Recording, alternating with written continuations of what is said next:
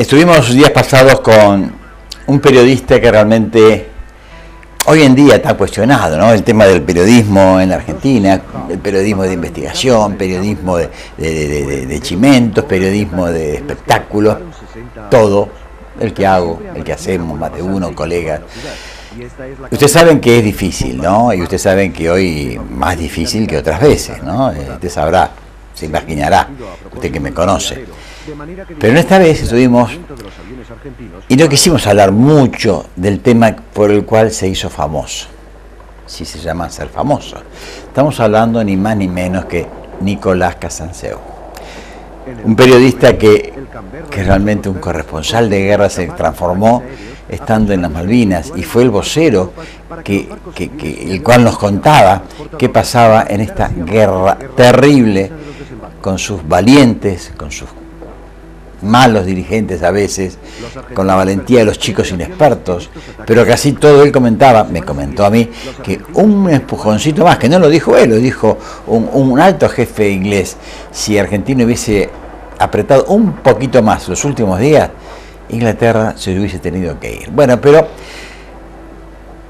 muy apenado porque fue muy castigado, porque se le hizo como la voz del triunfalismo, cuando él solo decía que estaban ocurriendo algunas cosas, pero que no todo era tan lindo como acá veíamos, y solo un 5%, dice él, se vio de lo que se grabó allá.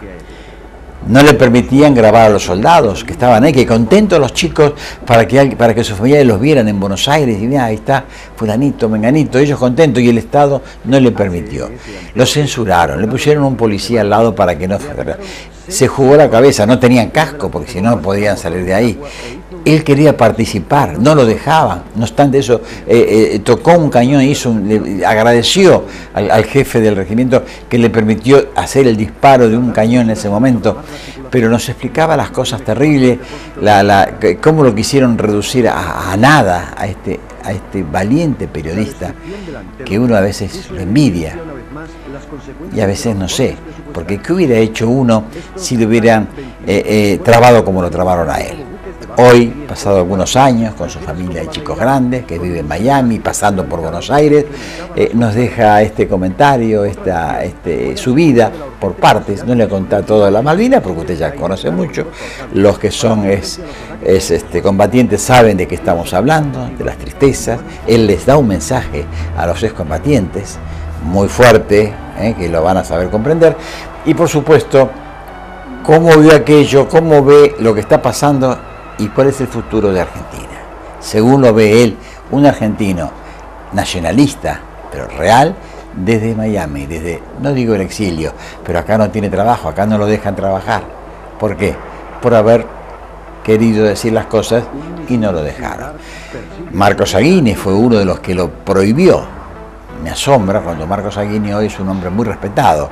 Sin embargo, en la época de Alfonsín no fue el único, él lo comenta, pero me gustaría que usted escuchara esta charla. Estamos acá en Buenos Aires, paso por Buenos Aires, inclusive Nicolás Casanseu, un periodista que hoy viene bien a andar con él, porque pasado algunos años de tu historia, Nicolás, una historia que realmente es una novela. De hecho, has hecho el libro, por supuesto, ¿no? Pero es increíble lo que te ha pasado, lo que has pasado. Encima te pegan, o te pegaron. Pero hemos descubierto que el tiempo logra sacar la verdad a flote y aparecen cosas realmente que ahora sabemos quién es realmente Nicolás Casanseu. ¿Cómo te sentís? ¿Cuál es tu vida realmente en este momento, pasado ya más de 30 años, 31 años, ¿no? Bueno, mi vida tiene un antes y un después de Malvinas, como te podrás imaginar. Yo estaba jugando en primerísima, estaba en un programa de 45 puntos de rating y me fui a los caños después de Malvinas. Es el precio que hay que pagar en nuestro país por participar de determinados hechos históricos. Si pensamos que a San Martín lo expulsaron de aquí y demoraron 50 años en reconocerlo, ¿qué podemos esperar los simples mortales? He pagado un precio, lo seguiré pagando, pero lo hago inclusive con gusto y con amor, porque nada puede reemplazar el orgullo de haber estado codo a codo con nuestros soldados en la única guerra argentina del siglo XX, una guerra por una causa noble y justa, una guerra limpia, que me ha hermanado con esos combatientes. Sí, que además has caído en la maraña o en la telaraña de la política sin querer, porque vos fuera totalmente políticamente no tenías nada que ver, solo accediste a un llamado de la patria, al corazón, y de pronto caíste como un periodista que quedó enganchado en una historia que ellos querían mostrar y que luego no la querían mostrar, ¿no? Bueno, si te referís al tema de la proximidad del proceso militar que contamina cronológicamente la guerra de Malvinas, sí, pero yo sostengo que la guerra de Malvinas no solo no tiene nada que ver con el régimen militar, sino que es su antítesis. Por empezar, la Junta Militar jamás quiso ir a la guerra, se vio envuelta en una trampa tendida por Inglaterra y sus aliados y cayeron como chorlitos en ella. Lejos de querer una guerra, cuando se vieron arrastrados a ella y no podían dar marcha atrás, inclusive evitaron por todos los medios ofender más de la cuenta a los ingleses, cuidaron sus intereses, no se jugaron personalmente, no hicieron la guerra a full como había que hacerlo. Una guerra se evita a toda costa, pero una vez que uno está inmerso en ella, no la puede hacer a media máquina como la hicieron ellos. Los jefes militares sabotearon el esfuerzo bélico en la guerra, así que yo sostengo que Malvinas, y por ende mi participación en esa guerra, nada tiene que ver con el proceso militar. Si hablamos de algunos generales conocidos como Menéndez, Rico, Zeneldín, que estuvieron allá, ¿cómo catalogarías a cada uno de ellos? Hoy, muy sintéticamente, pero a 30 años, porque hay que ver todo esto, ¿no? Zeneldín ya fallecido, por supuesto. Menéndez ha sido el fiel reflejo de muchas camadas de generales de escritorio que nunca pensaron que iban a tener que ir a una guerra en serio y cuando se vieron ante la posibilidad, servida en bandeja de plata, de pasar a la historia, de pasar al bronce, arrugaron y se fueron al mazo. Rico fue un muy buen combatiente durante la guerra, el mayor Rico. Lamentablemente después de la guerra extravió su camino. Y Zeneldín fue un buen oficial, lisa y llanamente también durante la guerra. No respondió a las expectativas que muchos habían puesto en él porque había una idea de apartar a Menéndez por su pasividad y encomendarle la defensa de Puerto Argentino a Zeneldín, pero él rechazó esa oferta. Y después de la guerra también tuvo muchísimos errores. A diferencia de Rico, sin embargo, Zeneldín nunca buscó su provecho personal. Muy poco material se pudo ver de lo tuyo, ¿no? De lo que hiciste con tu compañero con la cámara, porque hoy en día un periodista, si no hay una cámara, no hay periodismo visual. ¿Qué pasó con el gran porcentaje que no se vio de la verdadera guerra que no pudimos ver?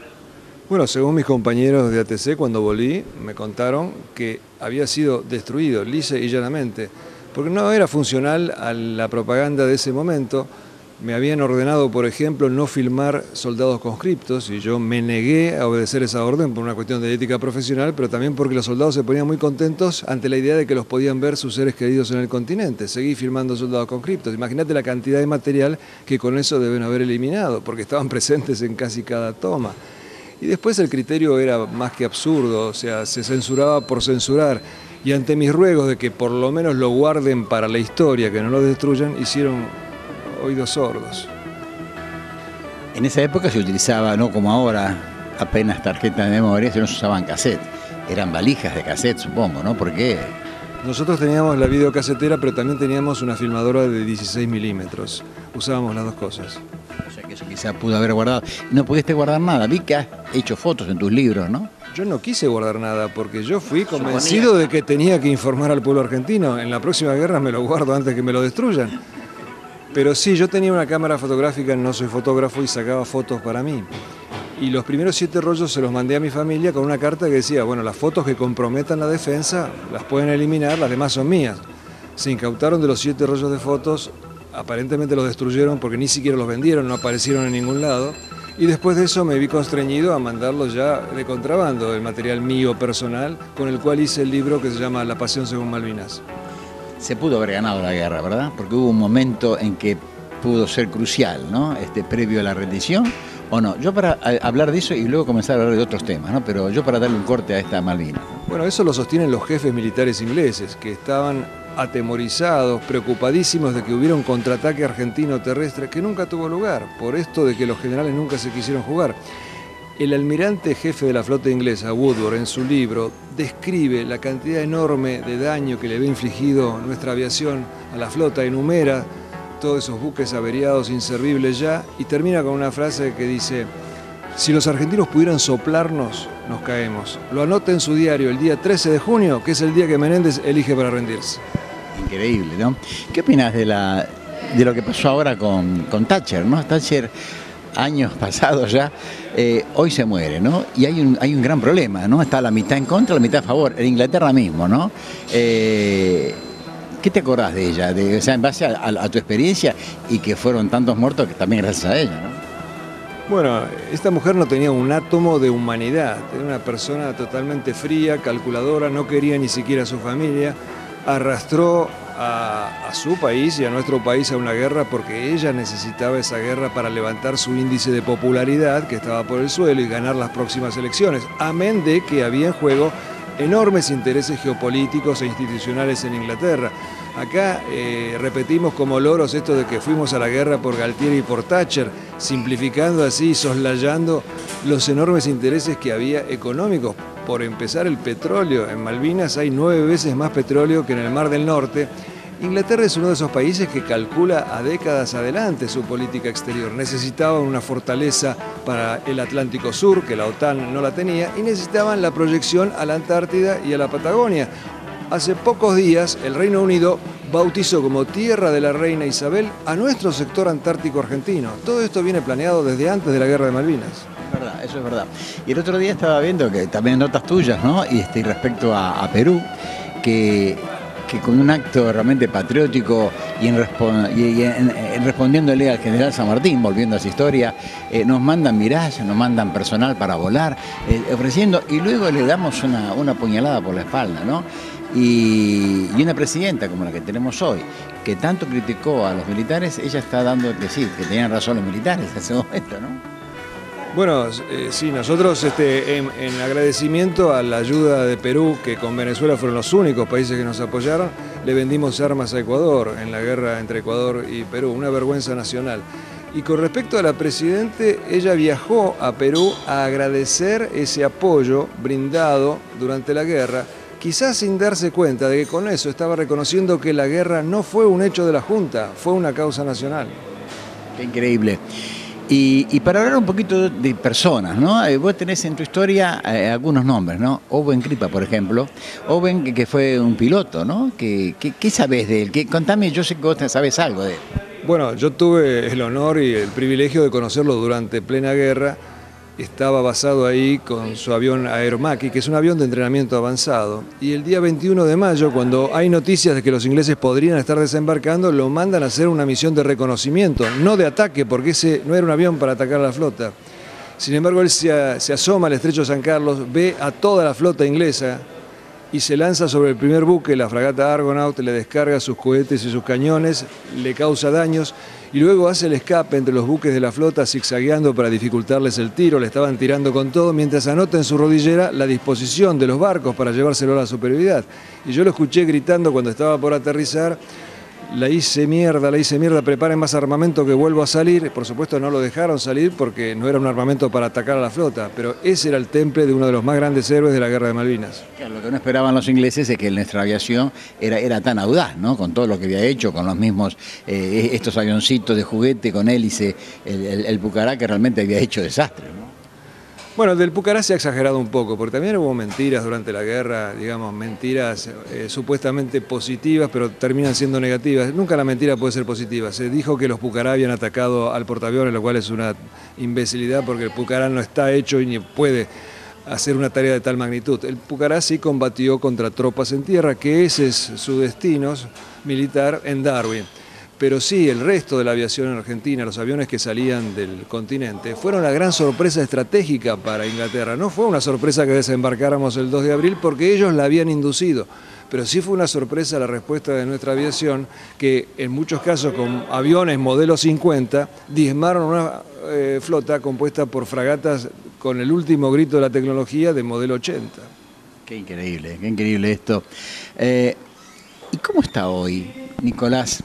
Después de todo lo que se dijo de él, porque triunfalista nunca fuiste, vos más que nada decías lo que pasaba y quizá lo que decías no se vio justamente, ¿no? Y lo poquito que se vio tampoco llegó a darse como que estábamos ganando una guerra, que acá se usó mucho, porque por televisión veíamos que estábamos todos contentos, estábamos todos con un mundial de fútbol entre medio además, ¿no? Si hubiera sido triunfalista, el 95% de mi material no hubiera sido destruido. Evidentemente no era funcional a esa propaganda triunfalista, pero yo tengo una prueba más convincente aún. Yo mandaba mis colaboraciones a la revista 7 Días, nunca vi un ejemplar hasta que volví al continente, y cuando vuelvo me entero que le habían antepuesto frases triunfalistas a mi texto. Afortunadamente conservo los telex que yo mandaba de Malvinas, donde esos textos triunfalistas no están. Está la prueba de que yo nunca los escribí. Y cuando recriminé al director de 7 Días, le dije, ¿por qué permitiste que publicaran esto y agregaran esto? Me dijo, si no, no me dejarían publicar nada. Bueno, no hubieras publicado nada, fue mi respuesta. Cuando hablas de Marco Saguini, estás hablando del que conocemos hoy, ¿verdad? Que casi te negó tu aparición en el mercado. No, él me prohibió, junto con Carlos Gorostiza, fueron secretario y subsecretario de Cultura de Alfonsín, y me pusieron en la lista negra. Además me lo dijeron frente a frente que yo no tenía derecho a trabajar por haber sido la cara de Malvinas. Marco Saguini, que en la época del proceso había escrito un libro para la Armada de Macera, se dio vuelta como un panqueque y empezó a ser él el que perseguía a los demás.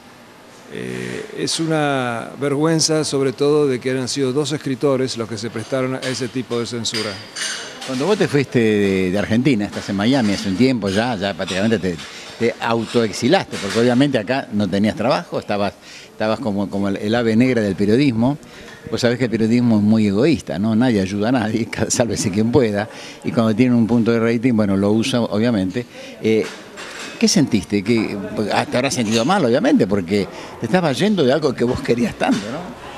Claro, yo no me fui por razones que no fueran las de la estricta supervivencia. Un hombre puede vivir sin todo menos sin trabajo, y yo tenía una familia que alimentar, pero el desarraigo es muy doloroso y se sufre, y aunque después todo aminora, ¿no? El ser humano puede acostumbrarse a cualquier cosa, pero igual nunca voy a pertenecer a nada que no sea la Argentina, y siempre fantaseo con la idea de volver. Estás para acá de paso y sueles venir cada tanto, o sea, en 30 y tantos años, 31 años que pasó ya todo esto. ¿Cómo ves la Argentina a tu regreso? Lamentable, una imagen de país bananero, satélite de otro país bananero que es Venezuela, las instituciones destruidas, la economía a punto de estallar, la soberbia y el extremismo gobernando en un país que es una maravilla y que merecería algo mucho mejor. El otro día hubo una manifestación bastante importante, un cacerolazo que le llamamos. ¿Eso te impactó? Lo habrás visto, supongo, ¿no? Sí, también vi el de noviembre. Y la verdad que sí, fue impactante, pero con gusto a desaprovechado, porque esas 2 millones de personas después se vuelven a su casa y el gobierno se mata de risa. No les impresiona para nada que hayan protestado y luego se hayan vuelto sin presionar para que algo cambie. Esas 2 millones de personas tienen que ir a la Plaza de Mayo y decir no nos vamos hasta que esto cambie, o tienen que decir no pagamos más impuestos, porque si no se van a seguir burlando de la gente. Es terrible. Vos desde Miami supongo recibirás noticias, recibirás información, mail. Bueno, la internet hoy la tenés al toque y sabés lo que está pasando al día como si estuvieras acá. Debe ser doloroso, ¿no? Ser argentino y ver lo que pasa, ¿no? Claro, sobre todo porque es un país que lo tiene todo. O sea, nuestros políticos han logrado la hazaña de que un país productor de alimentos tenga gente que se muera de hambre en el norte. ¿Cómo se hace para conseguir eso en un país productor de alimentos? Es más que desidia, es casi diabólico lo que hacen nuestros políticos, que solo buscan llenarse los bolsillos, robar todo lo que se puede robar, y la sociedad argentina está entre 2 fuegos. De un lado están los motochorros y del otro lado están los montochorros. Ah, bueno.